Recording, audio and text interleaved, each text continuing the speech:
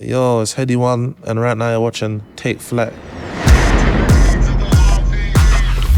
Hey yo, what's good? It's your boy Wings at Take Flight. We are here today out of the studio once again and for good reason. For the first time ever in Australia, all the way from the UK, Headie One in the building, brother. Come on, hey, I would usually high five you, but you're very far away. But thank you for joining me here, bro. Thank you for having me, man. It's a pleasure. Listen. Bro, welcome to Australia. You literally came through yesterday, yeah? You arrived yesterday. After speaking about wanting to come out here for so long, are there any regrets after that flight? You know, it's like, I underestimated the flight, innit? I thought like, when I'm hearing this 22 hours, I'm thinking, I can do it easy, but it was a bit of a challenge still. But obviously, once you're on the plane, you can't, you're No turning back, bro. Turning back, Did you cop any sleep on the plane or you? The first flight, yeah, because we done like a stop off in it in Hong Kong. Mm-hmm. But the first flight I had a bit of sleep, but yeah, no. But as soon as I come out to see the city and that, like, I was going to say, how does it feel to finally get here after all this time? Well, the city's sick, man. Sydney, the energies, the weather, like everything. It showed out so far. Yeah. Look, you only been here for less than 24 hours. You already managed to, get outside. Yeah. NRL game, Bulldogs versus Sea Eagles with Onefour. Yeah. You watch much rugby back at home at all? Yeah, I learned quite a bit yesterday, cause I didn't know that there's two different kinds of rugbies, isn't it? Rugby league, rugby union. Yeah, I thought it's all the same. Okay. So when I was going into the stadium and someone was explaining it to me, I was thinking, I'm used to seeing the one where they do the scrums and that. Mm-hmm. The scrums is like when they're all like just basically fighting and that over the ball. But apparently, rugby league is different. So yeah, no, it's good to like just go and see like the vibe over there still. You obviously saw the energy that comes with those games, right? Yeah, so just tell me right now, quick question. You, RV and Abra versus JM, Spenny and Lex. 3-on-3 rugby match. Who's winning? Well, I don't really know how to play rugby, so I'll probably lose straight. I'll give it to the boys already? All right, fair enough. Plus, I ain't got fitness like that. James was saying that he trains in that, so. But he looks like he could be a rugby player. Without a doubt, man. You've been tapped into Onefour for a while now. You had him on the Ain't a Different remix, which I didn't realize was 4 years ago now. Yeah, 2020, bro. Do you remember the first time you ever heard them? I do, It was funny enough, we was chatting about it yesterday and we were speaking about, I was saying I come across it so organically because I was just seeing that, obviously I haven't really heard much about Australia from before, and I'm seeing, like there's this music that's coming out of Australia and they're doing like drill music and then the drill beats, and I was saying, this is like interesting. So when I went like further digging and whatnot, that's when I kind of like come across it and whatnot. And then we've just been like tapped in since still. Done the Ain't It Different remix. And but I'm saying it's good to finally like be here and Facts. like working properly. Yeah. Are they a bunch of guys that you keep in contact with regularly, or is it just Now, this is our first time actually meeting in person. Yeah. So like me, I'm more of like a people's person, isn't it? So I was saying like it's good to finally land here and build a connection properly. 100%. Look, it's been confirmed, and I can talk about it because it's going to come out after, but you got a music video shoot with the boys while you're out here. Yeah. Look, how do you feel about the collab? Obviously, I haven't heard it yet. Yeah. How do you feel about the collab record you've got coming this time around? And how do you feel the fact that you got to travel to the other side of the world, to these guys' area, to shoot the video, bro? That's something that actually, I made a point out of doing it because I feel like it's easier, it's easy to do things like over like social media and through like computers and that kind of stuff. But I wanted to take a different approach and actually like embrace like the culture and whatnot and everything that's going on. I feel like it's just more like authentic when it's like that. 100%, bro. Look, obviously Onefour have made a massive impact for Australia, especially over your side of the world, right? Yeah, definitely. Did you ever think, being someone who's been involved in the drill scene for so long, you'd hear drill from down under? And what went through your head when you first came across it? Saying it was intriguing because it's like I hadn't really heard anything like it before. Like the accent is very, very different, and like also like the culture is very different. So it was like striking to see like something that's like very similar but different at the same time, and like man. And then since then it's been like I've been very aware of like what's going on around. Yeah. Well, the fact you took it upon yourself to find these guys to begin with is a thing in itself. Look, UK drill has had a massive impact, as I'm sure you're aware, on not only Australia, which it has, and Australia's artists that have come out from here, but also internationally now, man. Yeah. You can tell the impacts all around the world. Yeah. No, for someone who's been a part of the genre and pushing for it and just a part of everything that it's about for so long, how has it felt to see the impact you guys have had, I guess, on the rest of the world?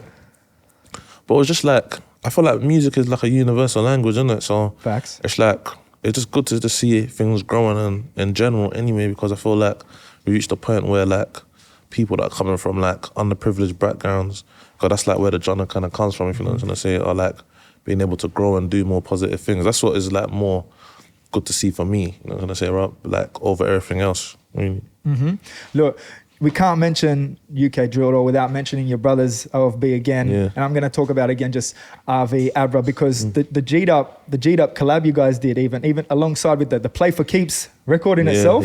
How did the link with the boys here come about? And also, what was it like having them in your ends, I guess, bro? No, it was sick. I'm pretty sure like they would have felt like it's different as well, like coming to the hood and whatnot. But obviously RV tapped us in and whatnot, and then since then we've just been like very aware as well. I've been seeing like G-Dot's been becoming a lot more prominent in the United Kingdom as well, so just good to see, man. There's just a link that's continuously building and getting bigger and bigger, yeah. Come on, and you're out here right now. Yeah, you're here with them this time. Literally. Look, speaking of your ends, it's only yesterday that I heard that you're still living in the same area you've been around throughout life. Is that true? Or Not true? Yeah, I couldn't really do that, man. That's what I was gonna say. How are you still moving? You're going from street Headie to rap star Headie. Yeah, no, obviously like I feel like I've had to adapt, you know, very quickly, because I feel like it's a privilege to be in a position where we can even be here speaking right now, or be in Australia, or be in different parts of the world where like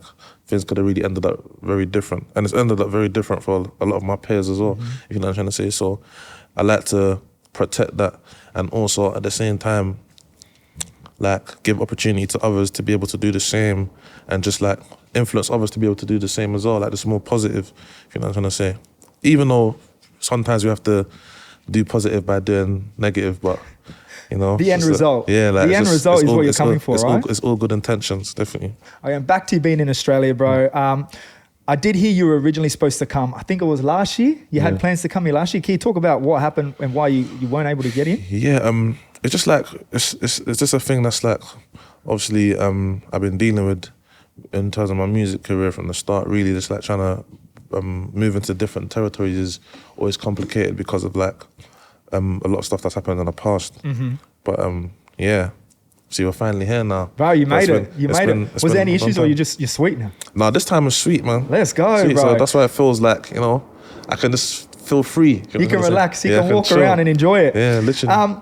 Like you said, bro, but your past has had some effects on some of the music stuff you've been doing. Yeah. Are there any big opportunities, or not even big, just opportunities you really wanted to take in that you couldn't because I guess your past has affected that? No, yeah, cool, bro. Like, I feel like it's affected just about everything. Cause you know the world is a big place, you know what I'm gonna say?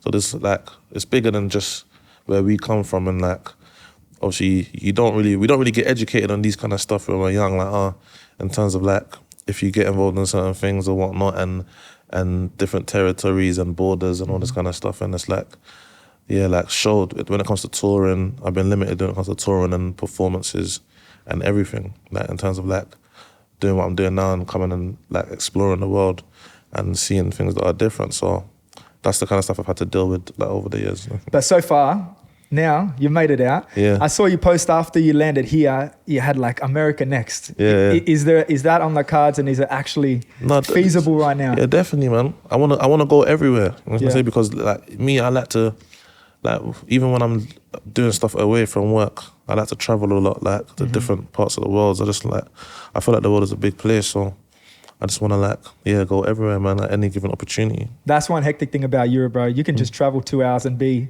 in somewhere a completely different world. Literally. We don't got that out here, bro.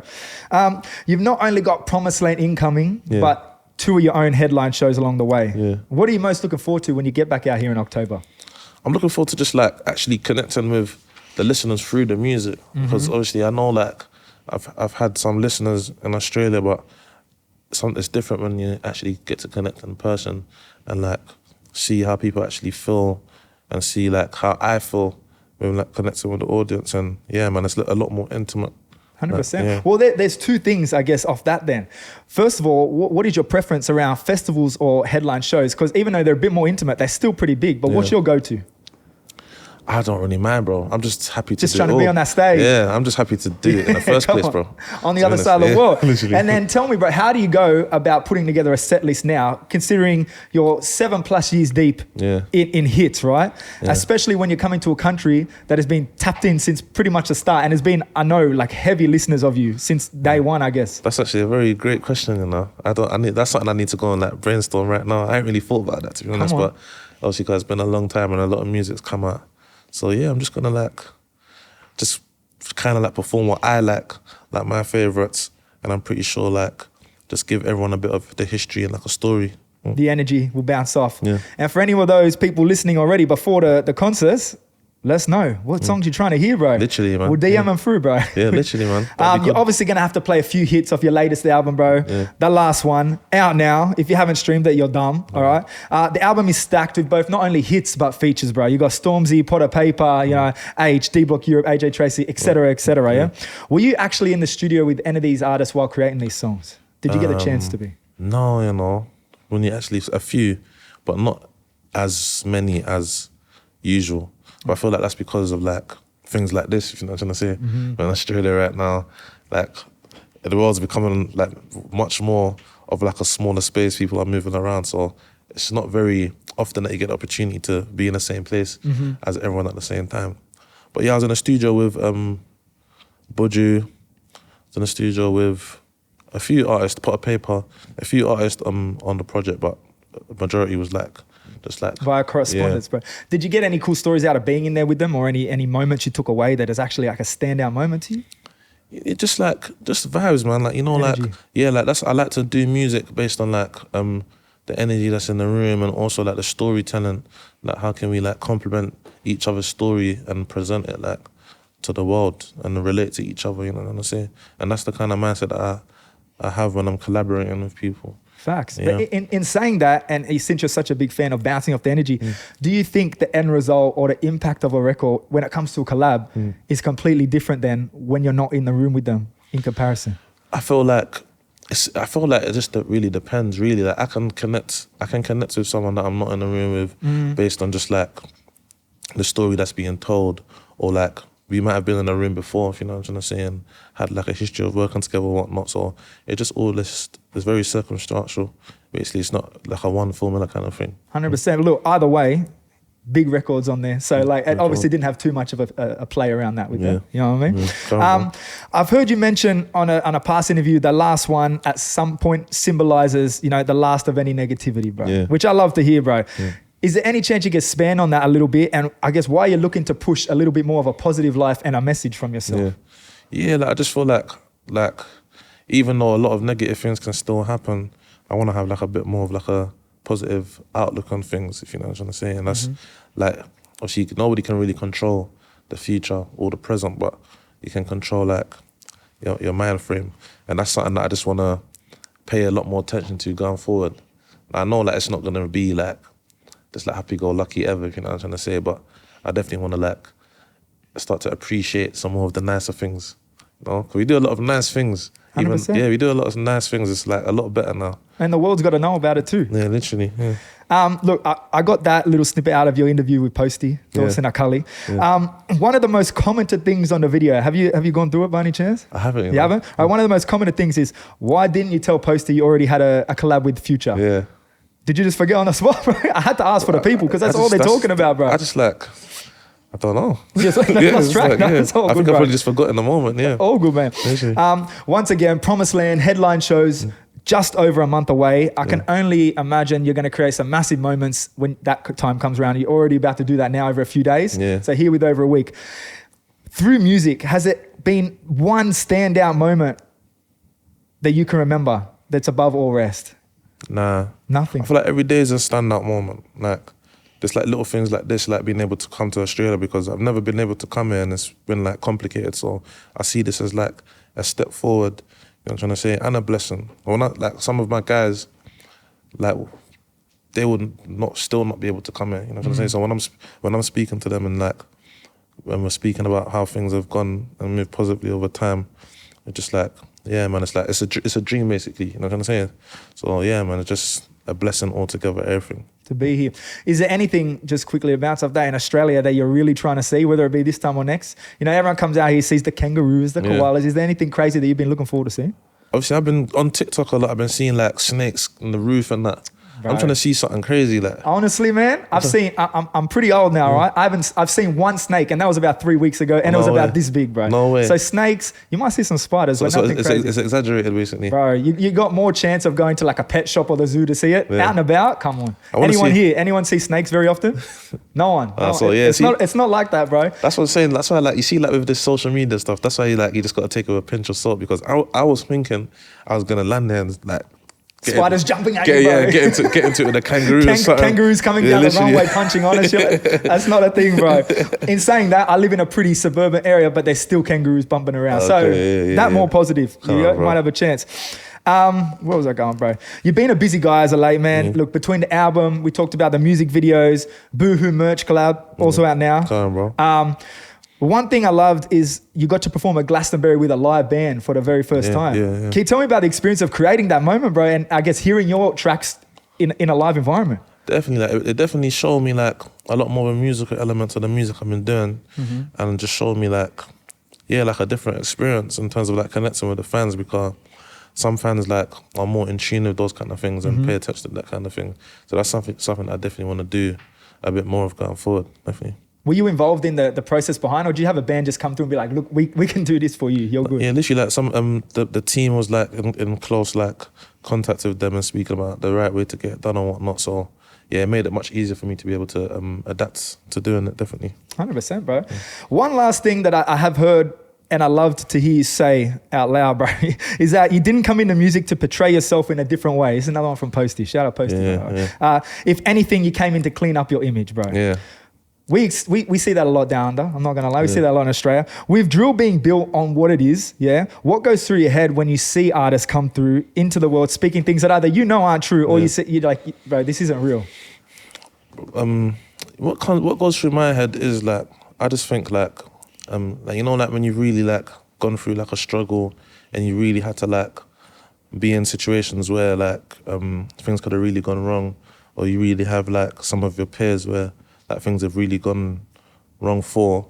It's not like, you realize that these things is like not stuff to be taken lightly when you have the opportunity to like have a different way. You know what I'm saying? So that's why I have a different outlook on it, rather than trying to like kind of be like celebratory of these negative things, if you know what I'm saying. Because I know like the kind of impact that these negative things have had, even on me and family and friends and family and like everyone. So yeah, like that's just my story. That's the way I look at it. So everyone's entitled to like how they want to portray themselves and how they want to do things. But I feel like that's just the real thing to do, really. Like, you've been given an opportunity to do something better and just like try and make use of it whichever way you can. 100%, bro. One thing I didn't have on here, but I'd love to get your opinion on, bro, is that, look, since drill really took off down here, everyone has some troubles with dramas with the police and everything around it. Yeah. What's the go back in the UK right now? Has it switched up at all? Is it still intense? It's still very intense, because, you know, like once you have like once you make certain decisions in life, you know, it can follow you forever, basically. So it's a constant challenge to try like rise above and just, like I said, just remain positive no matter what negative things are thrown at you. Let's go, bro. Literally. And that positivity has landed you around the world. Come on, man. Yeah, man. And lastly, bro, look, you've got a month between now and coming back for these shows, Promised Land, headline shows. What do you got planned for that month period? And I guess since I'm probably not going to get a chance to sneak in another chat, you're going to be busy when you're back at it. What do you got planned for the rest of 2024, bro?